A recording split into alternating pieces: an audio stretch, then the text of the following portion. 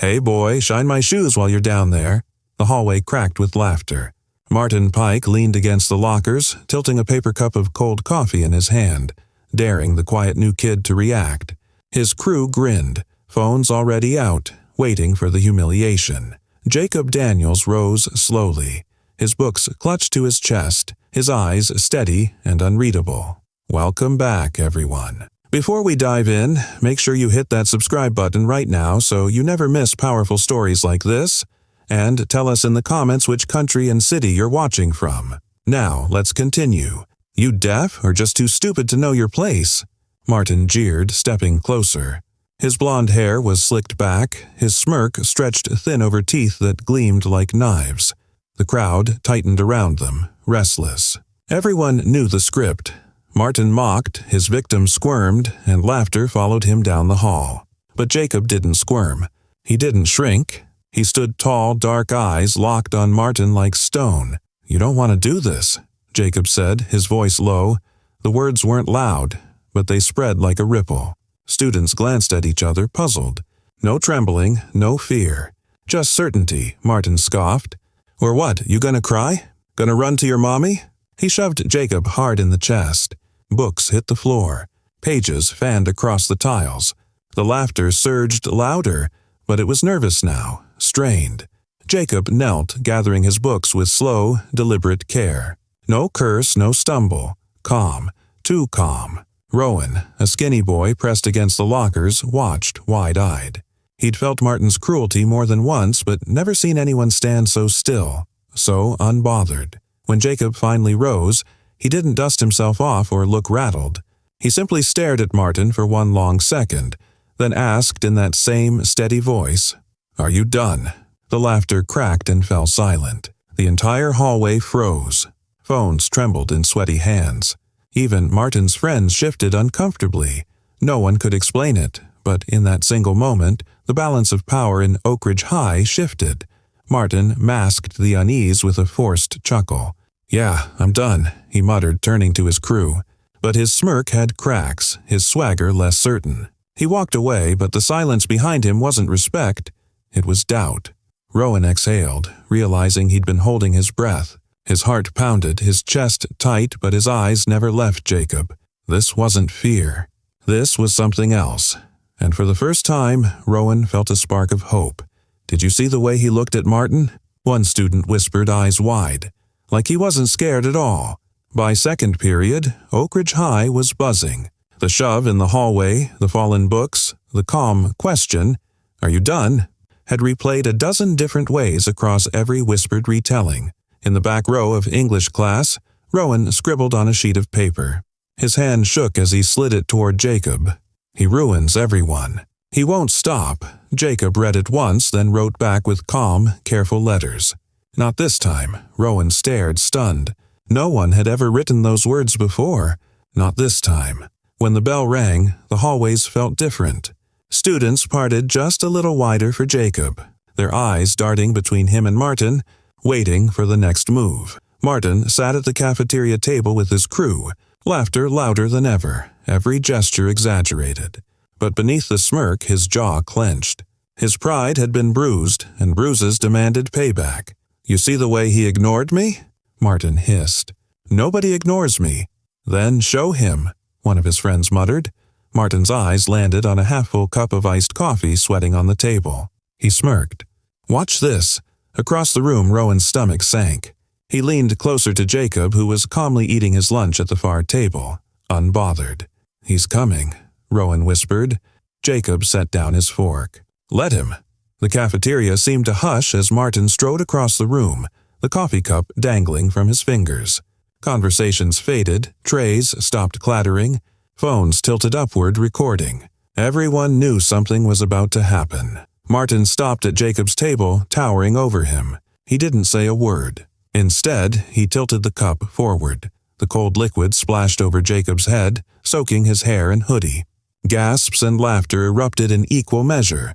Martin spread his arms wide, grinning, as though he'd just reclaimed his throne. But Jacob didn't leap up. He didn't shout. He didn't shove Martin back. He simply wiped his face with his sleeve, then rose slowly to his full height. His eyes locked on Martin, steady and cold. "You done?" Jacob asked. The words hit harder than a fist. The cafeteria fell silent. The laughter choked off mid-breath. Even Martin's friends shifted uneasily. For the first time, Martin's smirk faltered.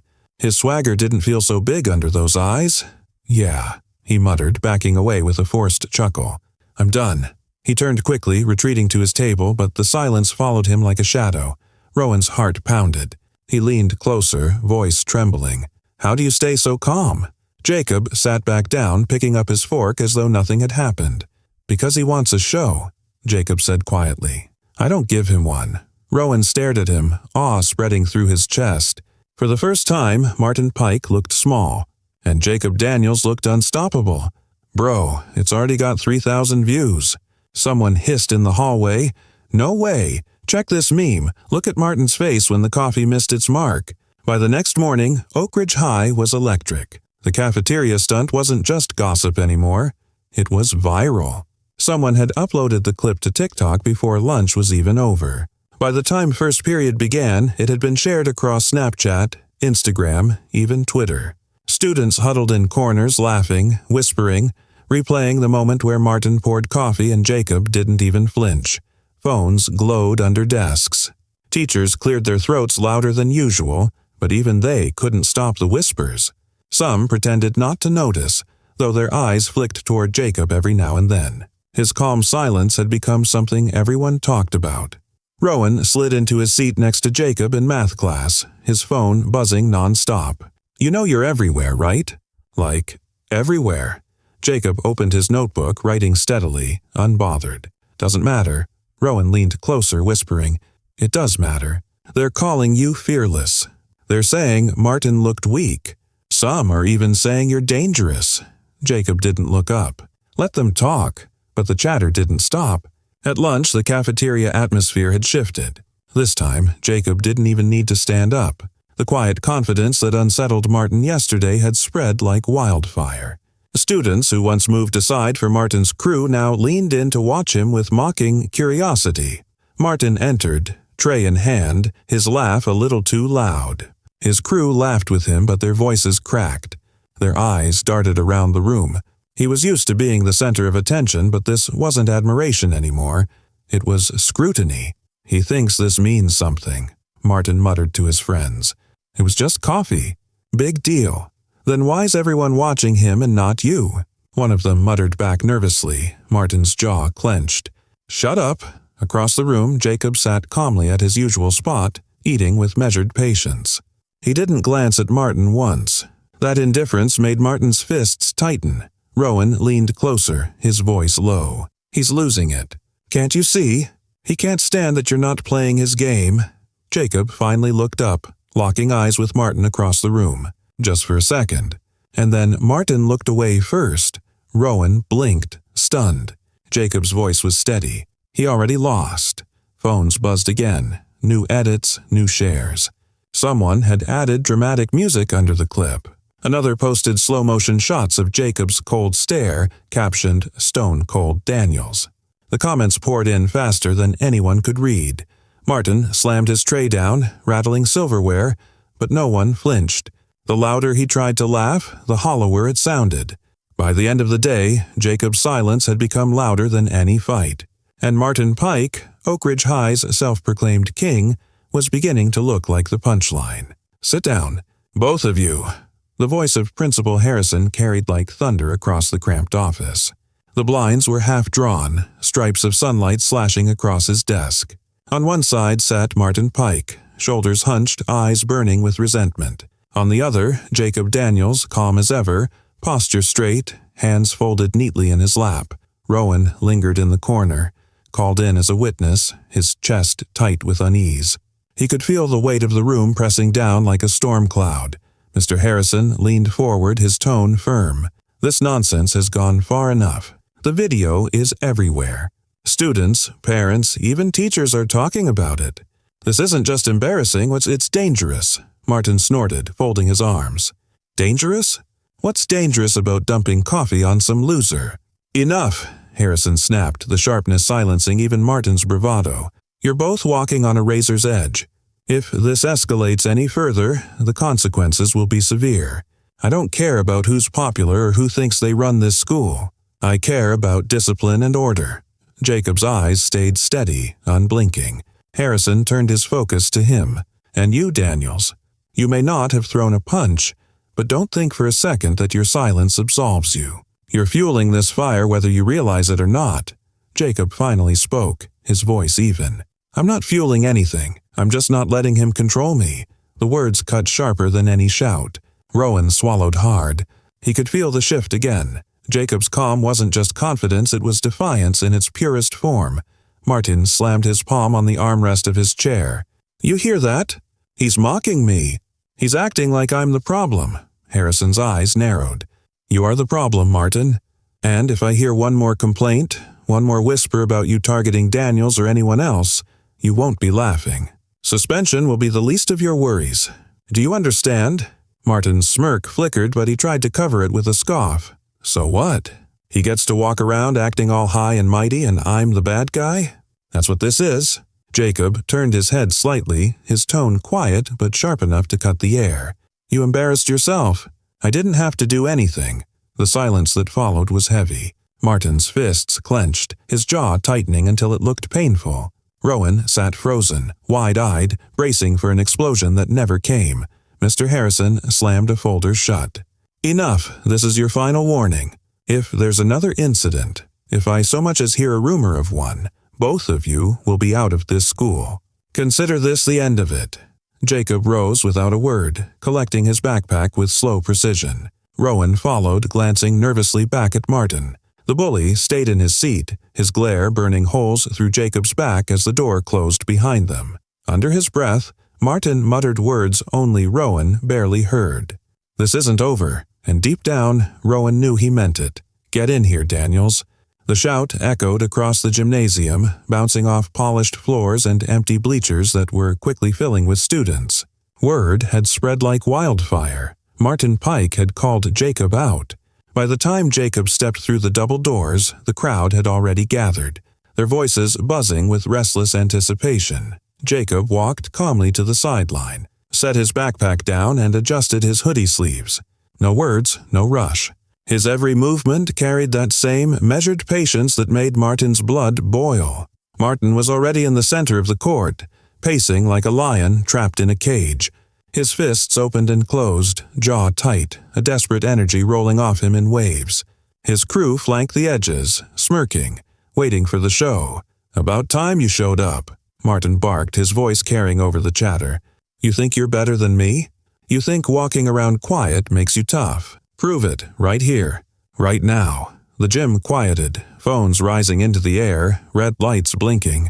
Everyone wanted to capture what was about to happen. Jacob stepped forward, his shoes echoing softly on the polished wood. He stopped just a few feet away from Martin, his posture straight, his gaze level. He didn't raise his fists. He didn't even shift his weight. He simply said, "I don't have to prove anything." Laughter rippled through Martin's crew, but it sounded forced, strained. Martin growled and lunged forward, swinging a wild punch aimed straight at Jacob's jaw. Jacob moved. Quick, precise, controlled. He tilted just enough for the punch to slice through empty air, his body flowing like water. The crowd gasped. Martin swung again, harder this time. Jacob sidestepped, redirecting his arm with the lightest touch, sending Martin stumbling past him. It was effortless, like watching a master painter flick a brush across canvas. "Fight back," Martin snarled, turning red with humiliation. "Stop running." Jacob's eyes stayed cold, steady. "You're not worth the fight." That line cut deeper than any hit could have. Roars erupted from the bleachers. Phones zoomed in closer. Martin snapped. He charged recklessly, both fists swinging, but Jacob's calm became a storm. In one fluid motion he caught Martin's wrist, twisted sharply, and the sound came. A sickening snap that silenced the entire gym. Martin's scream tore through the air as he collapsed to his knees, clutching his broken fingers. The crowd froze. No cheers, no laughter, just stunned silence. Jacob released his grip, stepped back, and looked down at Martin with calm that seemed almost unreal. "Now you've learned," Jacob said quietly, voice steady as stone. "Strength isn't loud. It isn't cruel, and it doesn't belong to you, Martin groaned, gasping in pain, his once commanding presence shattered in front of everyone. His friends hovered but didn't move forward. Their loyalty dissolved in fear. The whispers began in the bleachers, spreading fast, filling the silence. Did you see that? He broke him. Martin's done. Jacob didn't gloat. He didn't raise his fists. He simply turned toward the exit, his composure intact, leaving Martin on the floor to face the weight of his own defeat. Rowan, standing near the sideline, whispered under his breath, awe in every syllable. You didn't just beat him. You ended him. The gymnasium was still buzzing when Principal Harrison stormed in, his face flushed with fury. Teachers scrambled to herd students out, but not before dozens of phones captured Martin's broken hand and Jacob standing tall above him. The footage was already racing across social media, the whispers turning into headlines for the entire district. Enough, Harrison barked, his voice echoing off the bleachers. Everyone out now. The crowd groaned but obeyed, filing toward the exits, phones still raised until the last second. The buzz of conversation followed them down the halls, a wildfire that couldn't be stopped. Martin was helped to his feet, clutching his mangled fingers, his pride more broken than his hand. He glared at Jacob through watery eyes. This isn't over, he hissed. Jacob stood calm, shoulders square, his hoodie damp with sweat but his breathing steady. He didn't answer. He didn't need to. His silence was louder than any threat Martin could muster. Minutes later, both boys were seated in the principal's office. The blinds were half drawn, sunlight slicing across the desk where Harrison leaned forward, fingers pressed together, his voice tight. This cannot continue, Harrison said. Do you understand what you've done? That video is everywhere.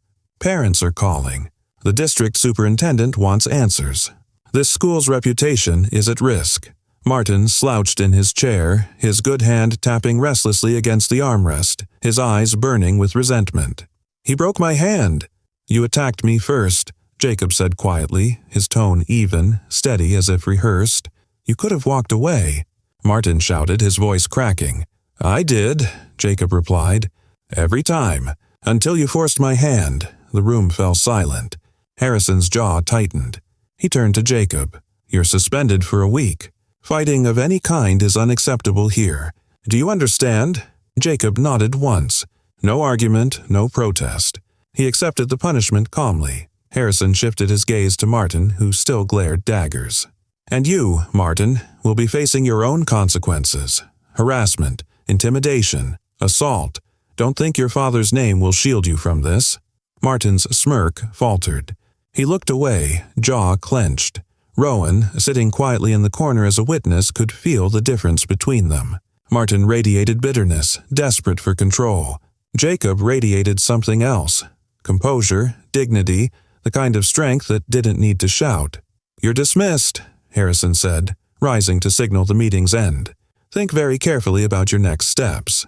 This is your final warning. Jacob stood, collected his backpack, and left without a word. Rowan followed close, glancing back once to see Martin sitting rigid, fists clenched, face twisted in frustration. As they stepped into the hallway, Rowan whispered, You didn't just beat him. You changed everything. Jacob's eyes flicked briefly to him. This was never about winning. Outside the office, the school buzzed like a hive. Students whispered, phones flashed with updates, and the clip of Martin's humiliation spread further by the second. Some students stared at Jacob with awe, others with fear, but all with recognition. The balance of Oak Ridge High had shifted forever, and Martin Pike, once untouchable, was no longer the predator. He was the prey. You think this is over? Martin's voice echoed through the cafeteria the next day. His hand was wrapped in thick white bandages, his face pale, but his pride was louder than ever.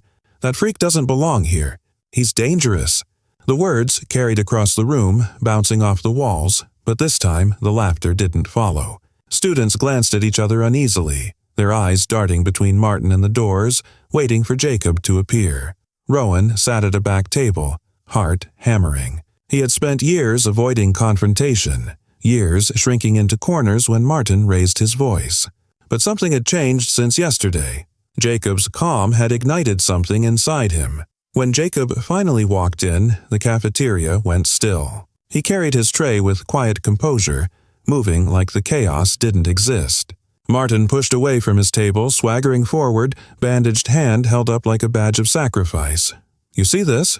he shouted, waving his cast. "He broke my hand. He's a psycho, and you all think he's some kind of hero?" Jacob set down his tray, his expression steady. "You broke yourself, Martin." The cafeteria buzzed with whispers, phones rising again. Jacob's voice was calm, but it cut sharper than any shout. Martin's crew shuffled behind him, but none of them stepped forward. Their loyalty was cracking, splintering under the weight of Jacob's quiet defiance. Rowan's chest tightened. He remembered the note Jacob had written him days before. Not this time. And he realized Jacob hadn't just meant himself. Martin sneered. "He's not brave. He's just lucky. You think he's protecting you? He's nothing." Something inside Rowan snapped.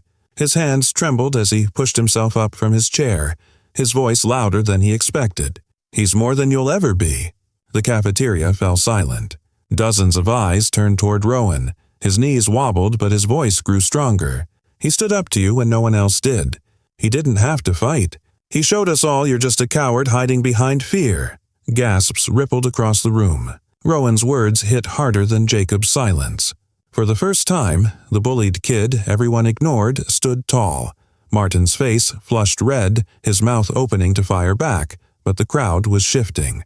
Students murmured, nodding, some clapping softly, others pulling out their phones to record Rowan's stand.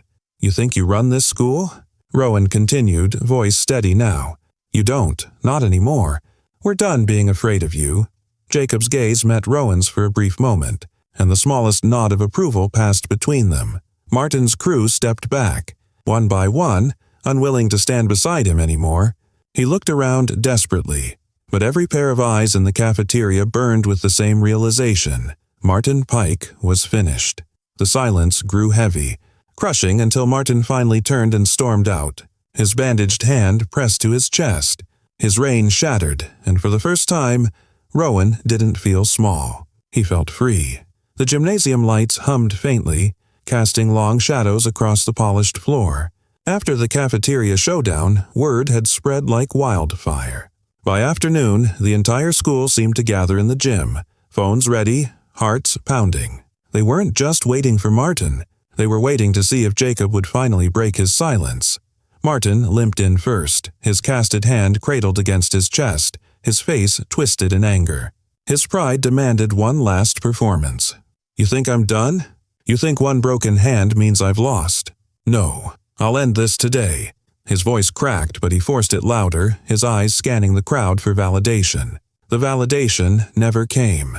Jacob stepped into the gym a moment later, calm as ever, his hoodie hanging damp from the earlier spill, his steps steady. He didn't scan the crowd. He didn't raise his fists. He walked to the center of the court and waited. Martin stormed forward, swinging clumsily with his good hand. Jacob sidestepped smoothly, his palm catching Martin's wrist with practiced precision. A sharp twist, a fluid motion, and Martin collapsed with a howl, his knees hitting the hardwood. Phones captured every angle as his power shattered in front of hundreds of eyes. The gym went silent, the kind of silence that feels heavy, like the world itself is holding its breath. Jacob didn't gloat. He didn't even speak at first. He simply released Martin's arm and let him fall. "You wanted a show," Jacob finally said, his voice calm, steady, echoing in the stillness. "But you never understood. Strength isn't about fear. It's about control." Martin whimpered, clutching his arm, and for the first time, no one rushed to help him. His crew stayed frozen, unwilling to move. The crowd parted around him like he was invisible, the power he once thrived on gone in an instant. Rowan stepped forward, his voice carrying across the gym with the weight of everything he'd bottled for years. "You don't control us anymore." The words hit like a hammer. Cheers erupted from the bleachers, loud and raw, a wave of freedom that broke the last of Martin's illusion. Jacob turned, meeting Rowan's eyes for a brief moment. The smallest smile tugged at his lips. Not pride, not victory, but recognition. A quiet acknowledgement that Rowan had found his strength. Teachers rushed in, trying to restore order, but the truth was already out. Martin Pike's reign had ended, not with another fight, but with the courage of those he once silenced. Jacob picked up his bag and walked toward the exit. Rowan followed their steps side by side. Behind them, the noise swelled. Applause, chants, phones buzzing with the story that would spread far beyond Oak Ridge High. At the door, Jacob paused, glancing back just once. His voice was quiet, almost lost in the roar. "It's over." And then he was gone, leaving behind the ruins of a bully's empire and the beginning of something stronger. If this story moved you, hit that subscribe button right now. Drop a comment below. What would you have done if you were standing in Jacob's shoes? And don't forget to share this video with someone who needs to see that real strength isn't about fists. It's about dignity, control, and knowing when to rise.